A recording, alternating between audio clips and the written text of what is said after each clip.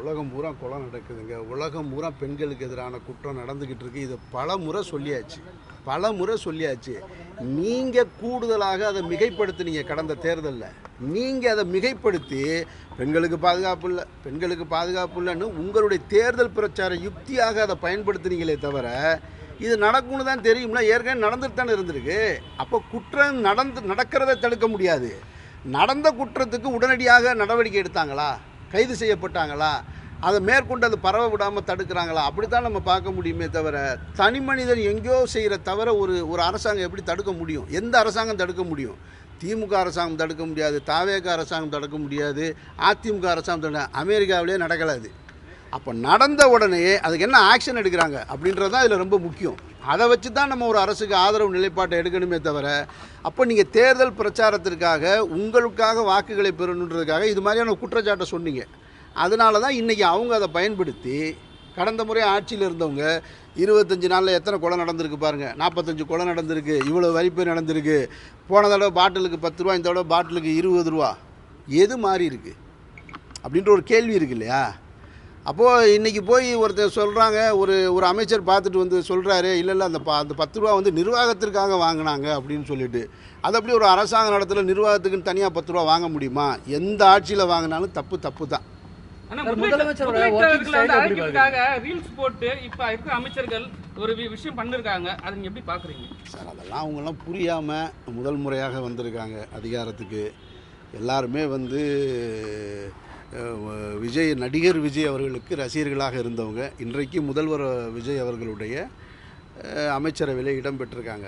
அனுபவ போதாமை தான் காரணமே தவிர இதையெல்லாம் பெரிய சர்வதேச குற்றமாக நான் பார்க்கல. இதெல்லாம் சரி செஞ்சுக்க முடியும். ஒரு அமைச்சர் ரீல்ஸ் போட்டது ஆமாம் தப்பு.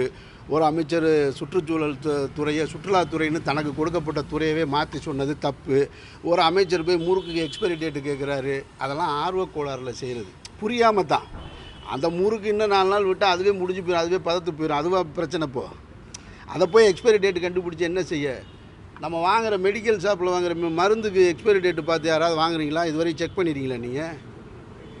இப்படி நம்ம கண்டுபிடிக்க வேண்டியது நிறைய இருக்குது. அப்போ இதெல்லாம் அவங்களுடைய ஆர்வத்தின் வெளிப்பாடாக நான் பார்க்குறேனே தவிர இதை ஒரு குற்றமா அப்படின்னு சொன்னால் இது குற்றம்னு நான் சொல்ல முடியாது. அவங்களுடைய அணுகுமுறையில் இப்போ தான் ஃபஸ்ட்டு ஸ்டெப்பில் இருக்காங்க. அப்போ ஃபஸ்ட்டு ஸ்டெப்பில் இருக்கவங்கள பார்த்து வெறும் கேலியும் கிண்டலும் செய்வது எனக்கு ஏற்புடையதில்லை. அவங்கள அப்படியே மெதுவாக தட்டி கொடுத்து போவோம். இன்னும் சரியாக செய்கிறாங்களான்னு பார்ப்போம். மக்களுக்கு எதிரான சட்டங்களில் திட்டங்களில் என்ன நிலைப்பாட்டை எடுக்கிறாங்கன்னு பார்ப்போம். அப்படி தான் நான் பார்ப்பேன். நான் அப்படி தான் பார்க்கணும். உடனே இவங்க வந்த உடனே நம்ம நினைக்கிறோம் அவங்கக்கிட்ட வந்து 6 மாதம் அவங்க காத்திருக்கணும்னு. ஒரே ஒரு விஷயத்தை நானாக வழியை உங்ககிட்ட 2 விஷயம், முதல்ல கரூர் விஷயம் சொன்னேன், இப்போ 2வது சொல்கிறேன். நடந்த நிகழ்வுகள்லேயே நான் ரொம்ப வருத்தத்துக்குரிய நிகழ்வாக பார்க்குறது நீங்கள் சொல்கிற எதையுமே கிடையாது. முதல்வர் அவர்கள் வந்து தனி கல்லூரியில் போய் நன்றி செலுத்துகிறாரு அல்லது இதெல்லாம் இல்லை. ஒரு வாக்கு செலுத்தியிருக்கான், 21 நாள் தான் ஆகிருக்கு. தேர்தல் நடந்து 21 நாள் தான் ஆகுது. 21வது நாளில் 4 எம்எல்ஏ தன்னுடைய பதவியை ராஜினாமா பண்ணிட்டு போகிறான்னு சொன்னால் இவங்கெல்லாம் யார்? இவங்களெல்லாம் எப்படி மக்கள் பிரதிநிதியாக நீங்கள் தேர்ந்தெடுத்தீங்க? அப்போ இவங்கெல்லாம் நம்ம சமூகத்தில் அழித்தொழிக்கப்பட வேண்டிய ஒரு புல்லுருவிகள் மாதிரி இருக்காங்க. என்ன காரணத்துக்காக ராஜினாமா செஞ்சாங்க சொல்லுங்கள்? மேகதாது அணை கட்டுறதுக்கு எதிராக தன்னுடைய பதவியை ராஜினாமா செஞ்சாங்களா? இல்லை முல்லை பெரியாறு அணையில் நீர்மட்டம் உயரலை அதுக்காக ராஜினாமா செஞ்சாங்களா? இல்லை ஒன்றிய அரசு கொடுத்த இப்போ சட்டத்திட்டங்களை வந்து தமிழ்நாட்டில் வந்து ரொம்ப இன்ஃப்ளூயன்ஸ் பண்ணுறாங்க அதுக்கு எதிராக ராஜினாமா செஞ்சாங்களா? என்ன காரணத்துக்காக 4 பேர் ராஜினாமா செய்கிறாங்க? யாராவது கேட்கணும்ல. இது மிகப்பெரிய ஜனநாயக படுகொலை இல்லையா? ஊடகங்கள் எல்லாம் கேட்க மறந்தது ஏன்? ஊடகங்கள் இது குறித்து பேச மறந்தது ஏன்? உண்மையை சொல்லணும்னா ஆண்ட கட்சியாக இருக்கட்டும், வேறு யாராவதாக இருக்கட்டும், அந்த 4 பேர் மேலே வழக்கு தொடர்ந்துருக்கணுமா இல்லையா? நீங்கள் உயர் நீதிமன்றத்தில் வழக்கு தொடுங்க, உச்ச நீதிமன்றத்தில் வழக்கு தொடுங்க. நான் பேசிக்கிட்டு இருக்கேன் என்னுடைய வழக்கறிஞர்கிட்ட.